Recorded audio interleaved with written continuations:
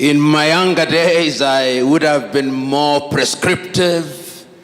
I would have pontificated, but as I grow old, I know, number one, that I do not have monopoly of wisdom. And what I do is to share my thoughts with you and to make suggestions which may not necessarily be true, but they constitute my opinion on the subject at hand. And that is exactly what I intend to do on a subject on which I do not claim expertise. What I have done is to prepare a paper which will be circulated, and I've prepared it in two forms, in the PowerPoint form and in the Word form. I will speak to the paper without reading the paper, and in that way, I believe we'll interact a lot more. And my paper is entitled, The Vision of the Founding Fathers, Looking to the Past to Inform the Future. And I will be alive to the fact that the element of religion is at the heart of the theme that is being interrogated this afternoon. When I was thinking about the paper, the first question that I asked, who are the founding fathers, or who are the founding fathers that the framers and organizers of this conference had in mind? And I was convinced that they must have had in mind some of the key figures that were present in the 1940s and 1950s and 1990s up to 1980s, and indeed up to the 1990s, who participated in the liberation of Africa. But yet, even as I thought so, I was conscious of the fact that when one examines history, particularly the history of the black people, there are a number of individuals who are founding fathers, but are rarely mentioned when we talk about Africa.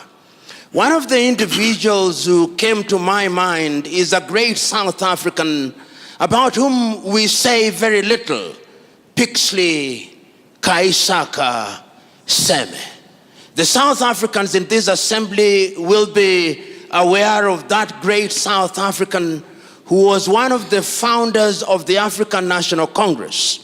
And if they care to examine some of his early works, they will also be familiar with one of the greatest speeches ever delivered by an African, delivered at the University of Columbia in the month of April 1906, titled The Regeneration of Africa.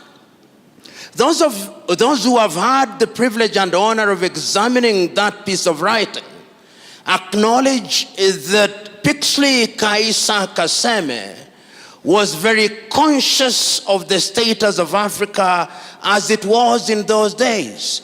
You will remember that by 1906, Africa had suffered the fate of partition in Berlin, and that it had been partitioned, as we know, amongst the European powers. Prominently, the Germans had their share in West Africa. They had their presence here in Rwanda and Burundi.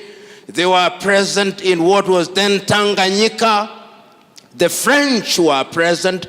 The Portuguese were present. The English were present. The Belgians were present. The Spaniards were present. The Arabs were present, although they were not part of the club that partitioned Africa in 1884. And therefore, when he was talking about the whole idea of the regeneration of Africa, the choice of his words, because he was speaking in a foreign tongue, which I am speaking in this afternoon, he was very clear about the words that he chose. He talked about the regeneration of Africa.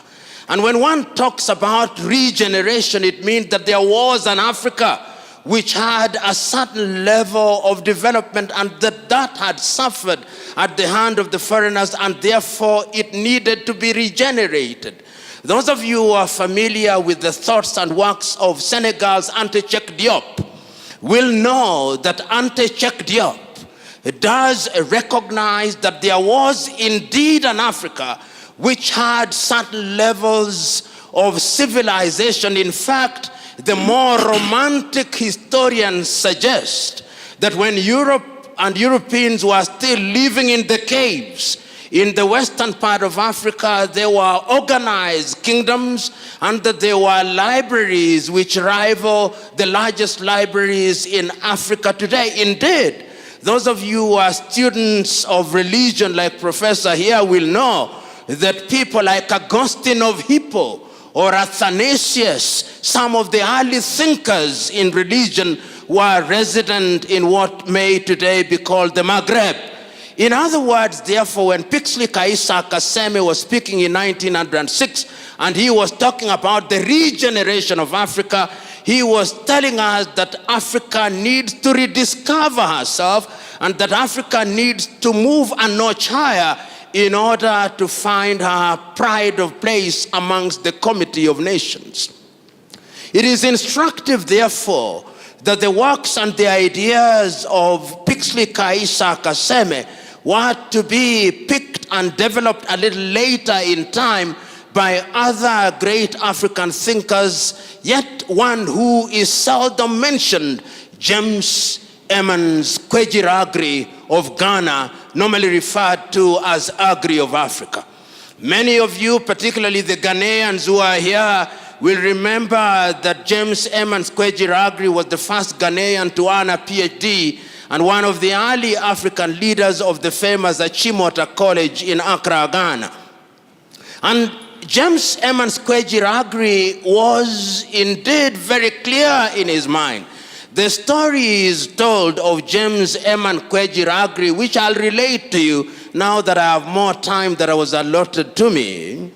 And the story is one that has been told by different people in different ways, but even if I retell it in the manner which offends the original story, my point will still be made. The point is this. He said, and he remembers as a teacher, that at one time there was a poultry farmer. And he says that this poultry farmer could only keep one thing, because when you're a poultry farmer, you only keep chicken. But he remembers that at one time, some of his chicken that he was keeping strayed into the bush. And when they came back home, there was within their ranks another chick which did not look like them. It was the chick of an eagle. And one day, after a passage of time, a naturalist came to the farmer and saw the eagle in all its splendor. And he said, "This is not chicken, this is an eagle." But the farmer said, "I know. It was once an eagle, but it has been fed on chicken feed for too long. It has long lost its chickenhood. It has long lost its eaglehood. It has now acquired chickenhood." And the poultry farmer and the naturalist said, "No, once an eagle, always an eagle, no matter how long you are fed on chicken feed." And the naturalist said, the farmer said, "I want you to demonstrate." And in the evening, he put the chick on his palm and urged it to fly, but it refused to fly. And the story is told, the farmer said, "I told you. It was once an eagle. It was fed on chicken feed. It has lost its eaglehood. It is now a chicken." But then the following day, the naturalist came early in the morning, and as the sun was rising, he put the chick on the palm of his hands and urged it on, and it flew and never came back again. And he said, "I told you, once an eagle, even if you feed it on chicken feed, it will remain an eagle." And he said so animatedly, it is reported, that is who an African is. He could have been fed on chicken feed, but it has never lost its eaglehood. James Emmons Kwegyir was underlining the fact that no matter how devastated you are, you will always have that inner self. And I think the person who captured it in order to lay the basis of this as an artist is a man that we call Wole Soyinka. The many of you who are Nigerians here will remember Wole Soyinka's famous writing, "The man died, the man died, the man died, the man in you must never die," and the man includes the woman. And I'm laying this basis for us to understand that when we talk about forefathers, we must never forget individuals such as Pixley Kaisa Kaseme. We must never forget people like James Eman Kwejiragri. We must not forget people like Cheikh Anta Diop. And if we want to go into the diaspora, we must never forget individuals such as Marcus Garvey of Jamaica. And we must never forget individuals such as W.B. Du Bois. And one of the things that they underscored in those early days, before I come to the forefathers that we are much more familiar with, is that Pixley Kaisa Kaseme, in his writing and his speech, which I've already talked about, he said, in order for Africa to realize our potential amongst the Committee of Nations, there is only one thing that must define African relationship with other civilizations. He called it multi-dimensional osmosis. And what he called multi-dimensional osmosis becomes much more relevant, particularly today, when we are trading with China, when the osmosis is not multi-dimensional. And the osmotic is only in one direction, is monodirectional. And what he meant at that time is that Africans must engage with other civilizations, but that engagement must be of such a nature that it is mutually beneficial and the relationship is symbiotic. And I think that that is what we want to underscore today, even as we talk about religion and the place of religion in giving pride of place to self-governance and religious freedom as an important pillar in one of the 7 pillars of Africa Agenda 2063. But yet I cannot at this stage yet go into Africa Agenda 2063 before I examine what was the vision of our founding fathers and who were they. In my own examination, and I stand to be corrected on this, whenever we talk about the founding fathers of Africa, we are normally directed to remember the 32 leaders who gathered in the month of May 1963 in Addis Ababa, Ethiopia. And I encourage us to look at the views of these individuals, but even before we go to that particular period, to look at some of the early thoughts and some of the things that animated these individuals to the extent that we now call them the founding fathers, and what it is that they had in mind that defined them as the founding fathers. And I take us back to 1957 in Accra, Ghana, on the day that the country then known as Gold Coast regained her political independence. And see how deliberate I am. I'm saying the country regained her political independence, did not acquire her independence. She regained an independence that she had lost by dint of force and by dint of both strategy and stratagem. In 1957, on the day of the regaining of the independence by Ghana, Kwame Nkrumah was as passionate as he was eloquent. He said that the independence of Ghana meant nothing unless all the other African countries were independent. And what did independence mean? Because at that time, and you will give me a little latitude in order to give some flavor to my presentation. If you look at the individuals who are present at that time in terms of the commonality and the unanimity of their vision, one had to look at Africa and understand what it is that they were talking about. In West Africa, if you listened at that time to Kwame Nkrumah, his clarity of vision is that independence and liberty meant a number of things. One, the liberty of the individual as individuals to exercise their thoughts and to be free to participate in their affairs, including religion as I understand it, and that therefore Kwame was conscious that the country that he had participated in liberating, which was Christian Gold Coast, but he rechristened and the people rechristened Ghana, was a multi-ethnic country and a multi-religious country and a country that was rich in her diversity. And the same was true of every other country. So that if you listened at that time in next door to in Nigeria, which was, as you know, until independence divided into 3 regions, the northern region, the eastern region, and the western region, you could see that even at that time in Nigeria, while the colonialist was conscious of the religious differences, the leaders of the day, even if grudgingly so, were conscious of the fact that now that they had found themselves in this geographical space, they had to tolerate each other. So that when you are listening to the Muslims in the north, when you are listening to Abubakar Tafawa Balewa in Nigeria, or the Saudaner of Sokoto, Sah Ahmadu Bello, and listening to Namdi Azikiwe, who is a Christian, they are conscious of their diversity. They are grudgingly in Nigeria, but they accept the fact that they must live together.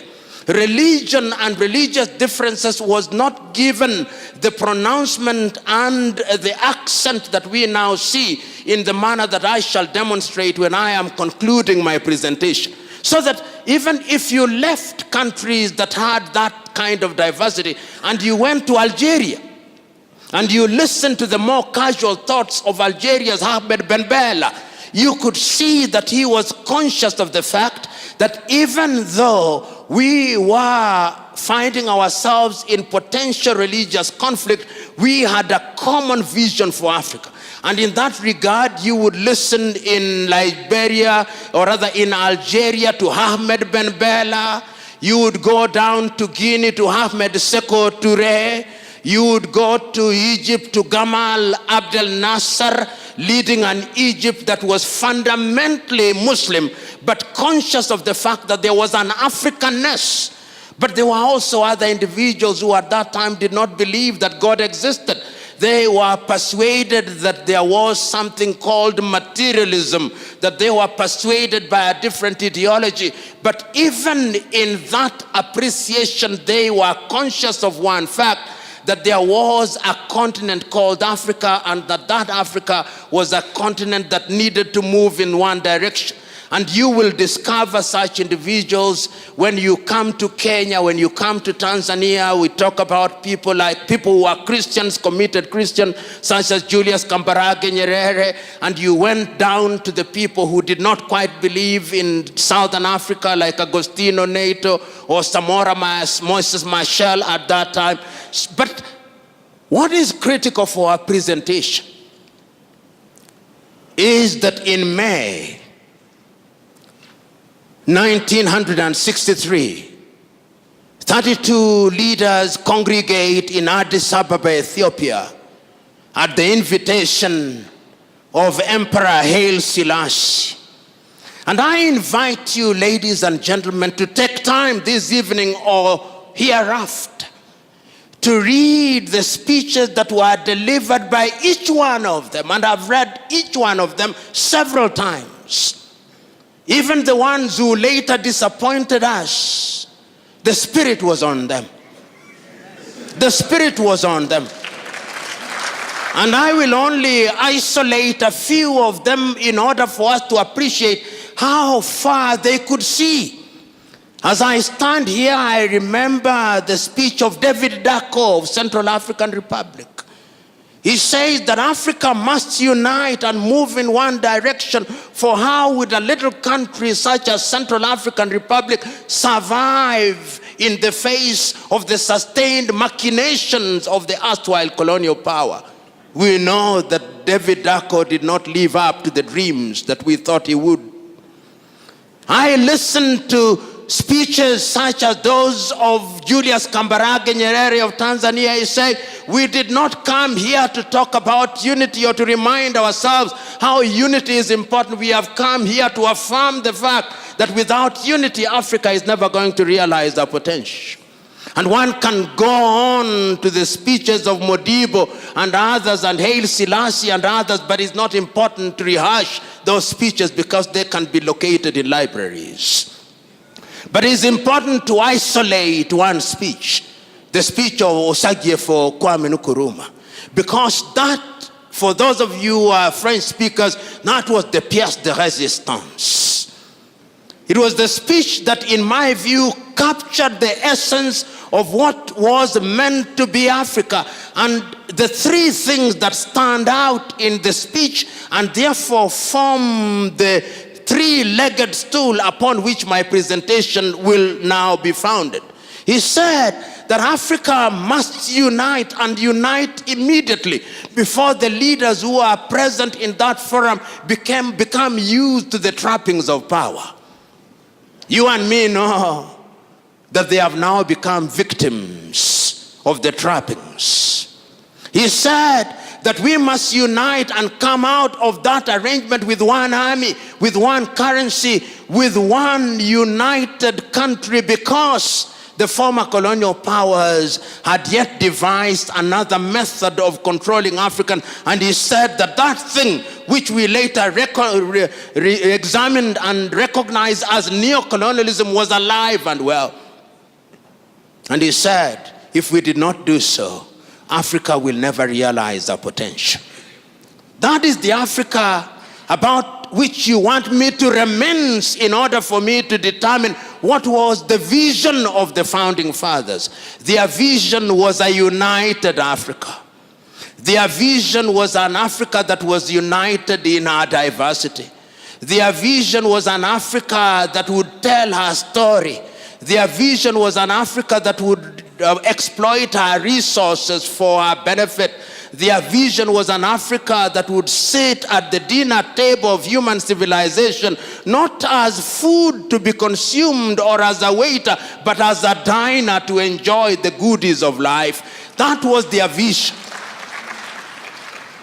But the question is, that vision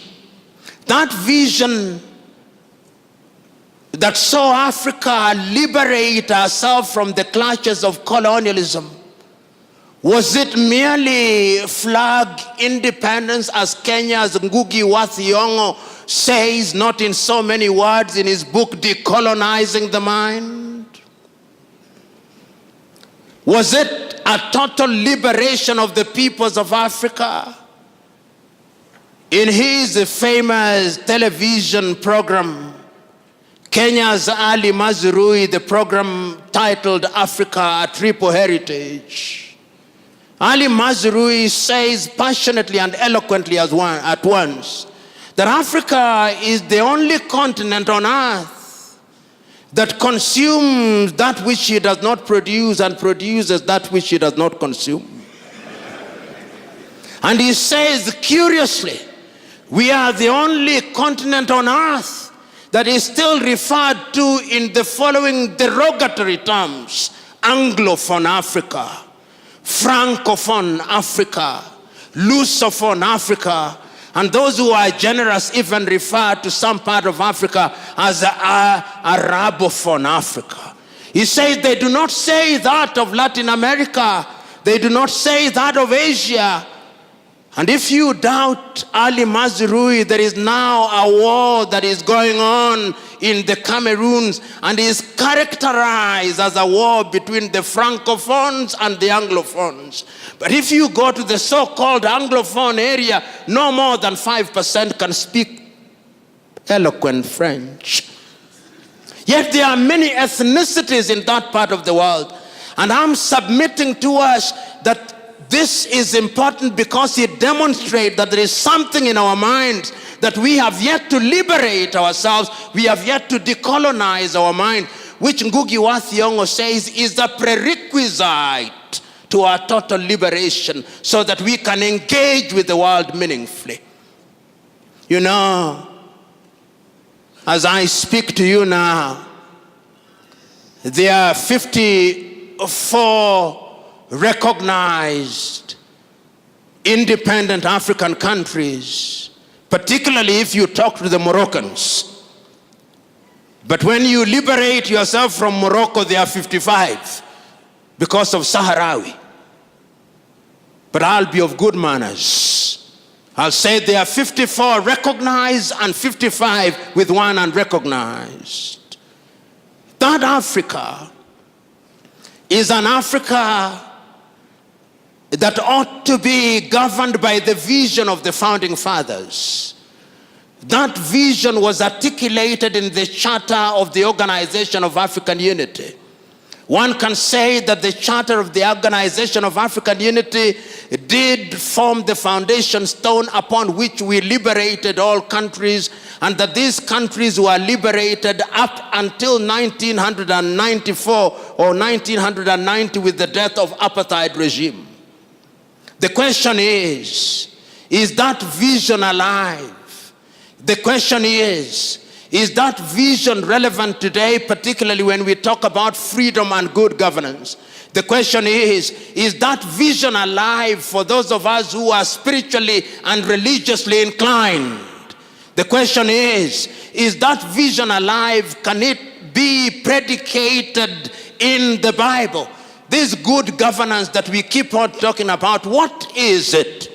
Permit me to refer to the Bible on the assumption that you are readers of the Bible and that you are Christians of Berea, who beyond the preaching will go out and find out whether I said the things that are to be found in the Bible. You know, there are two things in the Bible that inform my engagement with you in this afternoon. One of them is actually located in the Bible, and one of them is located in the dramatization of the Bible, and you'll allow me to repeat that dramatization. The first one is the story of Korah in the Bible. This man Korah, you know what he did? He assembled 250 elders of Israel, and they confronted Moses. And they said, you know, you have made laws unto yourself that you may be a prince over us. You have, of course, poisoned the minds of everybody else. And what happened? The Bible records that they were consumed. God consumed them. Because there is no freedom outside of the law. That is the message that I gather there. And then when they grumbled again, 14,700 of them were consumed. Those of you who are readers of the Luo Bible, there is a mistake in the Luo Bible. They say 14,800. They were actually 14,700 were consumed. Even the Bible can have a mistake. I've drawn it to the attention of the Kenya Bible Society. I think it was a typographical error. But it doesn't take away the point that I want to make. The point that I want to make is that when we talk about freedom, we must remember that freedom must be in the context of good governance. And that good governance must be in the context of the individuals with certain moral values. Mwalimu Julius Kambarage Nyerere articulated it very well in the Arusha Declaration in 1967 when he said that a country must be governed by certain ideals and certain taboos. The things that you don't do and the things that you can legitimately do for the better good. So that even in the Bible, when we talk about the vision of the founding fathers, even without their having been Christians or unanimity as to whether they were picking it from Christianity, there is a sense in which there is a possibility of situating this vision in the Bible. The second element in the Bible that I want to talk about is the dramatization. The time that was allotted to me is about, but remember, I'm also consuming the time that was allotted to Professor Mwencha. So I'm in safe territory. And I'm conscious that the law of diminishing returns is operating after lunch. So I'll conclude very shortly. But the dramatization that I want to talk about before I come to the last limb of my presentation is to be found in a movie which I believe all of you ought to have seen. And if you have not seen it, please watch it. How many of you have seen the 1956 dramatization of the film The Ten Commandments as directed by Cecil B. DeMille? You haven't. If you haven't, go and watch it. And there is an interesting portion in that particular story which once again speaks to Korah and Dathan.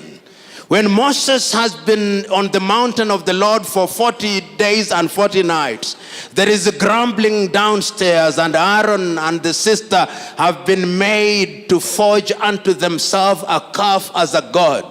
And in the dramatization, before Moses comes down on the 40th day, the prophet Joshua moves to the mountain and meets Moses. And when they are in between, there is noise from down in the hill.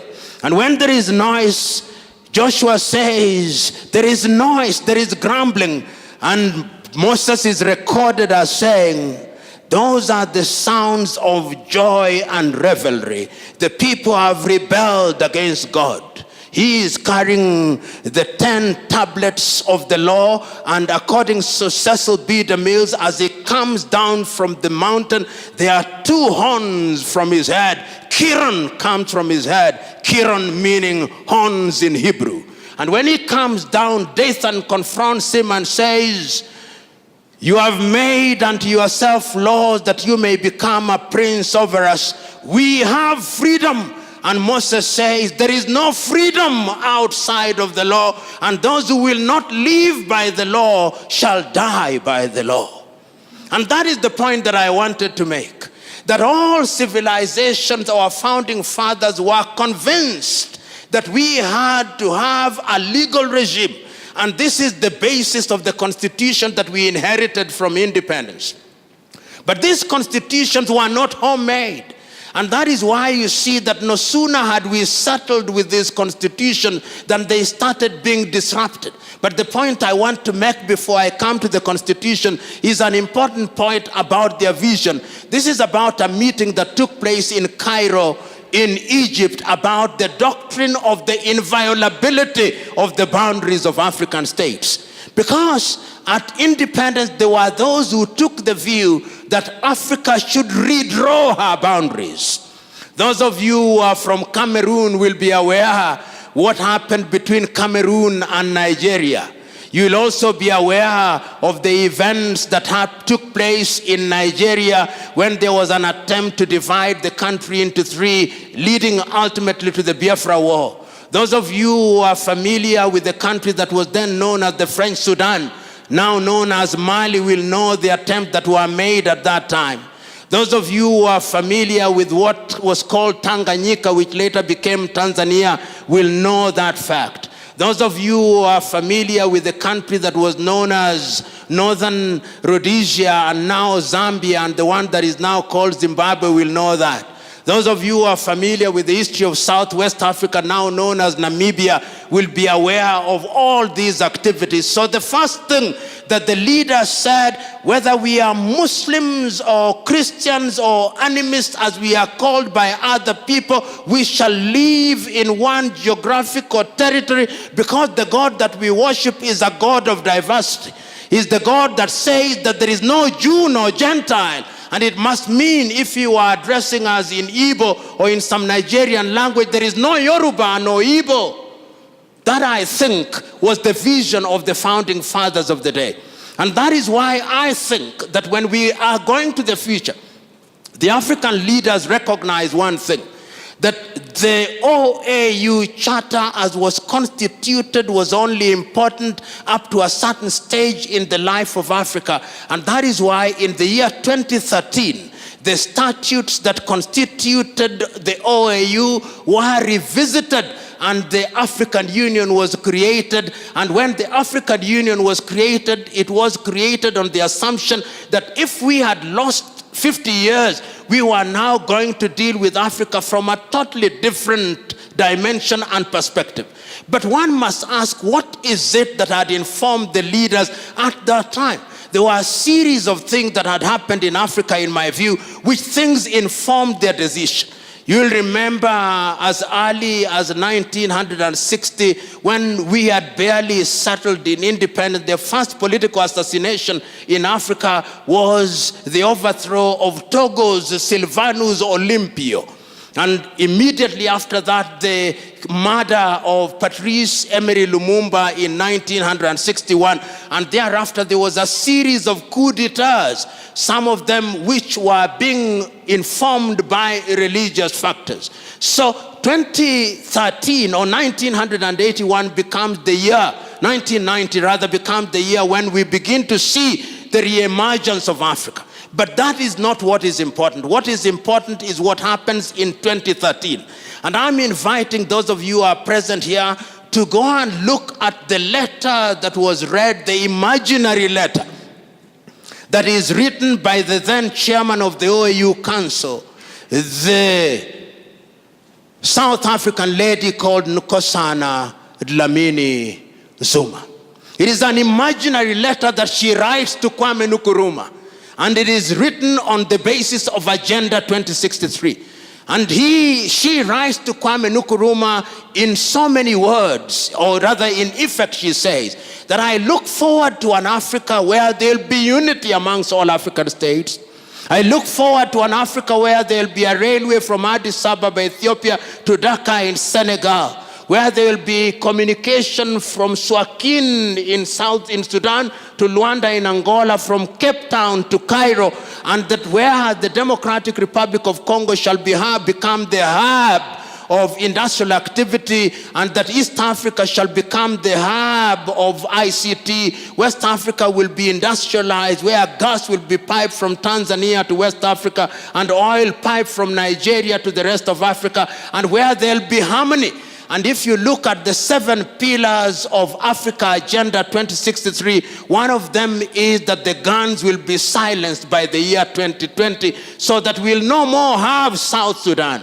We'll no more have Central African Republic. We'll no more have the Cameroons. We'll no more have battles and wars that are predicated upon religion. But we'll have an Africa where people enjoy freedom of movement and freedom of conscience within the law. And that we shall have an Africa where people have the liberty to enjoy what it is that they are meant to enjoy.